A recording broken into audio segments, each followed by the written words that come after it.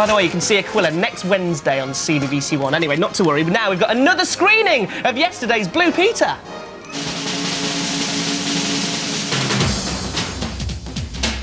The vision and sound are on.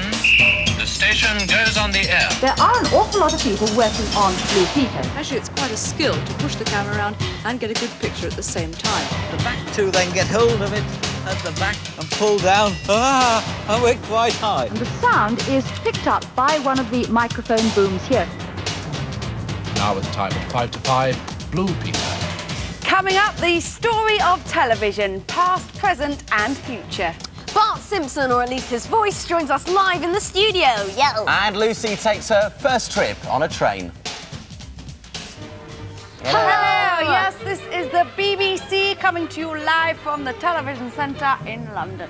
That's how everybody spoke on TV when the BBC started the first television service in the world back in 1936.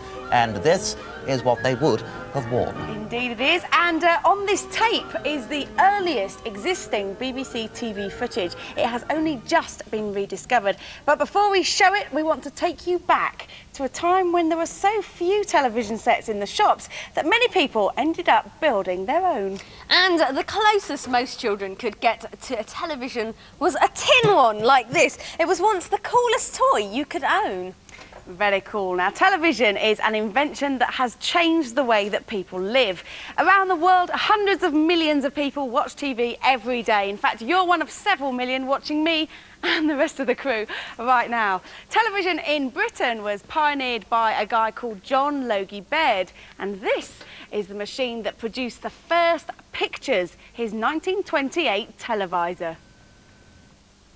The presenters were mostly radio actors and they had to put up with the strangest makeup, just like the makeup I'm putting up with right now. It consisted of blocks of blue. So I've got blue lips, very odd blue triangular cheeks, blue around my nose. I've even got blue eyebrows and blue right the way around my eyes. And I have to say, I couldn't imagine nipping out for a bite to eat wearing this look because it does look very odd indeed.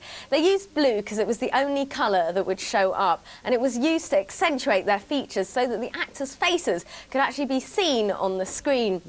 Now, as you can see, poor picture quality was just one of the drawbacks of Baird's mechanical system.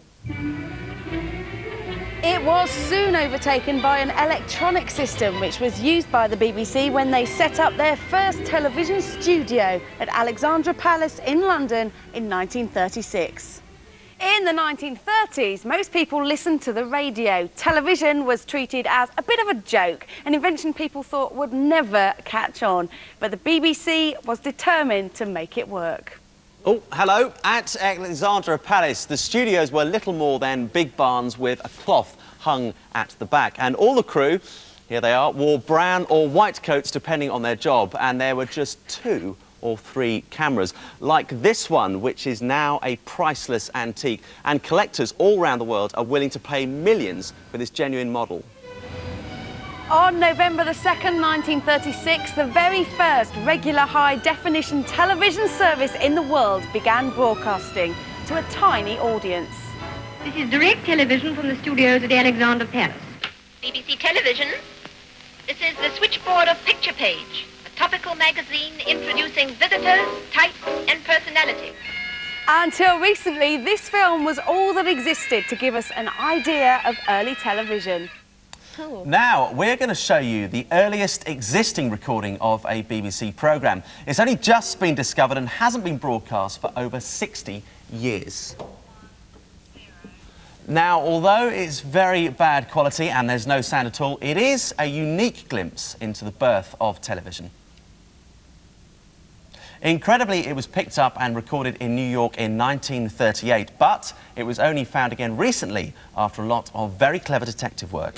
Cunning. Now, when it started, TV was only on for about 2 hours a day. Children's programmes didn't arrive until 1950, and they were very different from the CBBC of today. Every day at 5 o'clock we come on the air from this studio, which is the home of Muffin the Mule, Mr. Turnip, Prudence, Hank, and all the stars of Children's Hour. Oh, Children's Hour, what a classic. Brilliant, wasn't it? And there's more to come, because later in the show we're going to be looking at the way television has changed and how it might develop in the future. Now, I'm not sure that anyone in the 1930s would have guessed that one day television could even make stars of animals just like our very own Lucy. And last week, she and I left the studio for a day in the country.